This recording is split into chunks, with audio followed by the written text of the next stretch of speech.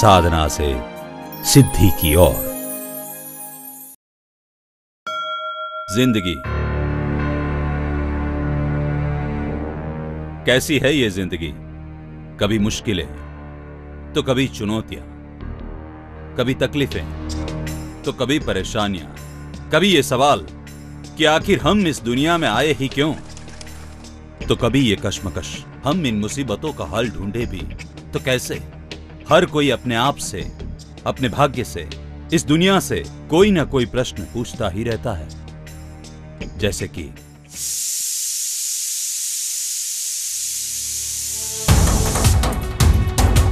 पता नहीं जिंदगी पर से ये प्रेशर कब खत्म होगा। घर में वास्तु दोष है, क्या इसीलिए हम खुश नहीं?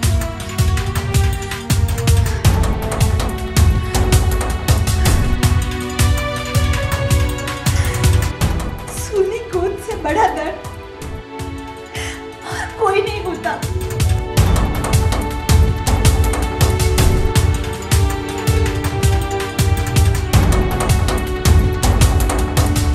अच्छे लोगों के साथ हमेशा बुरा क्यों होता है? मुझे अपने सारे सपने पूरे करने हैं, पर कैसे? जब अपने बिछड़ जाते हैं, खो जाते हैं, उन्हें वापस कैसे लाएं? मेरे माता पिता मुझे समझ ही नहीं पाते। क्या इसका कोई उपाय नहीं?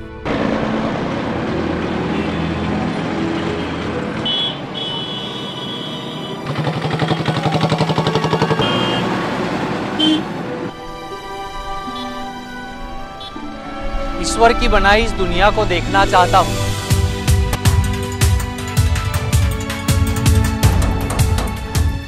मेरे पास सब कुछ है, फिर भी मैं खुश क्यों नहीं हूँ? कौन दिखाएगा सही रास्ता? कहाँ मिलेंगे इन प्रश्नों के उत्तर? क्या इस सूने आंगन में कभी खुशी आएगी? कहाँ मिलेंगे इन प्रश्नों के उत्तर? कौन दिलाएगा सही मंजिल? कहाँ मिलेंगे इन प्रश्नों के उत्तर? कौन दिलाएगा सही मंजिल? ये तो कैसे कैसे? कैसे आएगी? कब? कहाँ? और कैसे? पर कैसे? कहाँ? बस ऐसे ही अनेक प्रश्नों से हमारी जिंदगी घिरी हुई है। इन प्रश्नों से जूझते जूझते हमारी उम्र निकल जाती है, लेकिन उन समस्याओं का समाधान हम नहीं ढूंढ पाते। मैं भी एक लंबे अरसे से अपने एवं अपने आसपास के लोगों के जीवन के प्रश्नों का उत्तर ढूंढने की कोशिश कर रहा था। न जाने कितने लोगों से मिला, न जाने कितनी किताबें पढ़ी। एक सच्चे गुरु, एक सच्चे मार्गदर्शक की खोज में भटकता रहा, और तब मैंने जाना एक ऐसी व्यक्ति के विषय में जो दिला सकती है इन सभी समस्याओं से छुटकारा, जो कर सकती है आध्यात्म के कुछ ऐसे राज उजागर जो बदल सकते हैं हमारा जीवन के प्रति दृष्टिकोण। यह दिव्य व्यक्ति है अनेक दैविक शक्तियों की प्रतिबिंब, गुरु मैया, मां पद्मावती की परम इष्ट सिद्धि प्राप्त वास्तुचार्य, ज्योतिर्विद, घोर तपस्विनी, आध्यात्म क्षेत्र के उज्जवल नक्षत्र, चंदन पार्श्व पद्मावती तीर्थ, सर्वधर्म धाम की शती, पीठाधिपति आचार्य गुरु मैया चंदन प्रभाजी महाराज साहब, यानी कि साध्वी जी। यह एक ऐसा दैवी व्यक्तित्व है जिनके जन्म से पहले ही उनकी माता श्री मैना देवी को मां पद्मावती के दिव्य प्रकाश के दर्शन हुए थे, और तभी उन्हें पता चल गया था कि उनके गर्भ से अवतार लेने वाली कन्या कोई साधारण कन्या नहीं, बल्कि एक दिव्य आत्मा है। सन 1963 में चैत्र शुक्ला त्रयोदशी महावीर जयंती मंगलवार को नौका मंडी बीकानेर में उनका जन्म हुआ। उनकी माता एवं पिता श्री धनराज जी मालू ने इस दैवी बाला को चंचल नाम दिया, और बचपन से ही उनके हृदय में नैतिक एवं दिव्य संस्कारों का सिंचन किया। केवल 2 वर्ष की आयु में ही गुरु मां ने अपनी दैविक शक्तियों का करिश्मा दिखाना शुरू कर दिया था।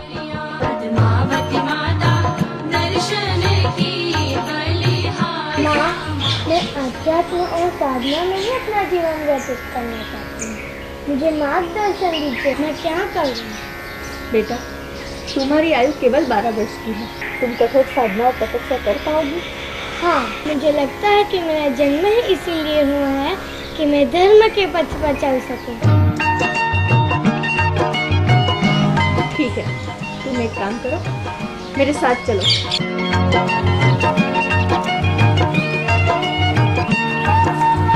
बेटा, यह तेरापन धर्म संघ में देश की महान विभूति तपोपुंज गुरुदेव श्री तुलसी जी, इनके आशीर्वचन से तुम उस पथ पर चल सकती हो जिस पर तुम चलना चाहती हो।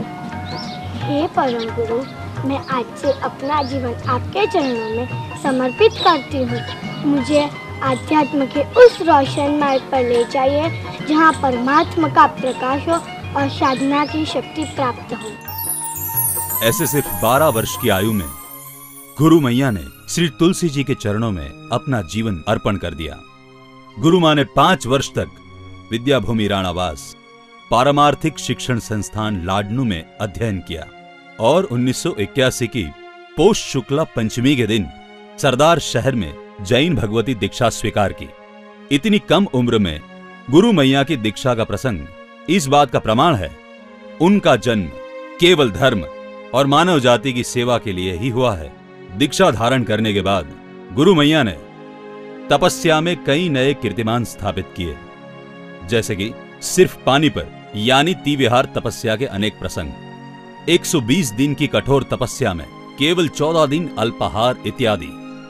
अपने तप और साधना से सभी दैवी शक्तियों को आत्मसात करके गुरु मां ने अपने जीवन को चंदन की तरह सुवासित बना लिया। गुरु मां ने हरियाणा, पंजाब, राजस्थान, मध्य प्रदेश, छत्तीसगढ़ आदि महानगरों में चातुर्मास किया और 1 लाख से भी अधिक किलोमीटर की पदयात्रा की। आज गुरु मां के अनेक भक्त और इतने अनुयायी है जो गुरु मां के पावन वचनों को सुनकर मंत्रमुग्ध हो जाते हैं और उनके दिल को छू लेने वाली एवं जीवन उपयोगी शिक्षा से अपने जीवन का मार्ग तय करते हैं।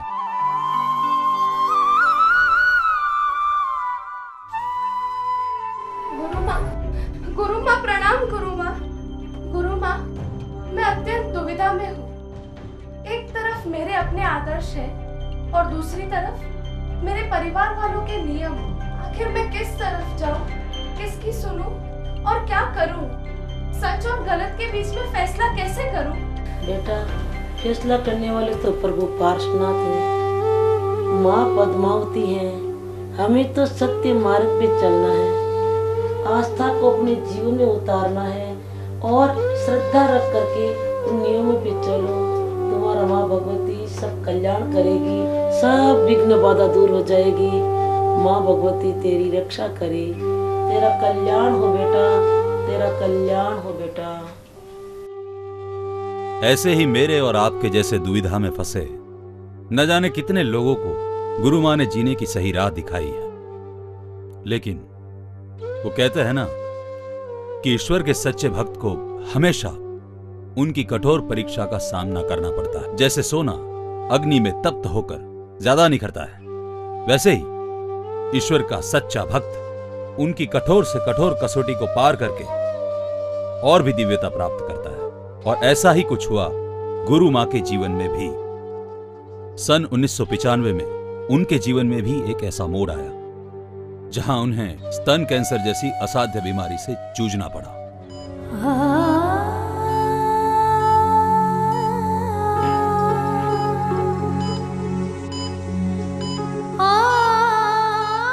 देखिए गुरु मैया, आपकी सारी मेडिकल रिपोर्ट्स आ चुकी है। आपको ये सुनकर हिम्मत रखनी होगी, क्योंकि इस बीमारी का नाम सुनकर अक्सर लोग टूट जाया करते हैं। आपको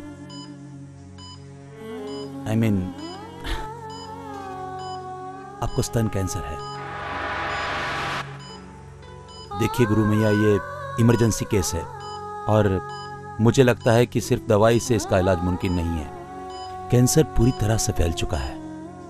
अब तो सीधा ऑपरेशन ही करना पड़ेगा। शायद आपका पूरा स्तन ही निकालना पड़ेगा। यदि इस परिस्थिति में कोई सामान्य मानवी होता तो शायद हिम्मत हार जाता, लेकिन ये तो थी गुरु मैया। उन्होंने धैर्य नहीं गंवाया। एक तरफ अस्पताल में उनके ऑपरेशन की तैयारी चल रही थी, तो दूसरी तरफ गुरु मैया के मन में एक अजीब सी उथल पुथल मच रही थी।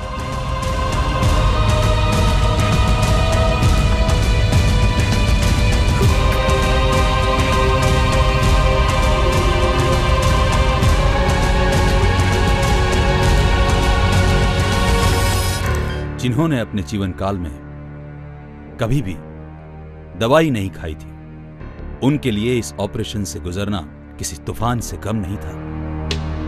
गुरु मैया ने मन ही मन में अपनी तपस्या की शक्ति को ललकारा, अपनी श्रद्धा और अपनी इष्ट शक्तियों को इकट्ठा कर एक ऐसा निर्णय लिया जिसे सुनकर डॉक्टर्स भी आश्चर्य में पड़ गए।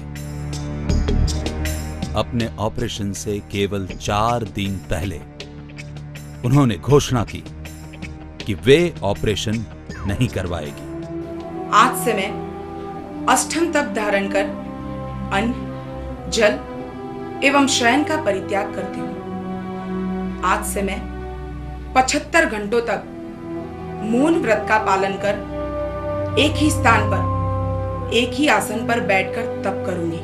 पद्मावती माता दर्शन की बलिहारियां, मातेश्वरी माता दर्शन की बलिहारियां, पद्मावती माता दर्शन की बलिहारियां, मातेश्वरी माता दर्शन की बलिहारियां।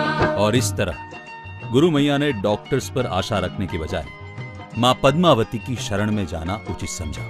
और फिर मिला मां पद्मावती के साक्षात्कार का पर्चा।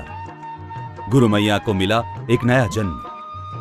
मां पद्मावती की कृपा से अपने जन्मदिन के दिन ही गुरु मैया ने पाया एक नया जीवन। पद्मावती माता दर्शन की बलिहारियां, मातेश्वरी माता दर्शन की बलिहारियां। मैं गांठ लेकर जा रही हूँ, तुम स्वस्थ रहो।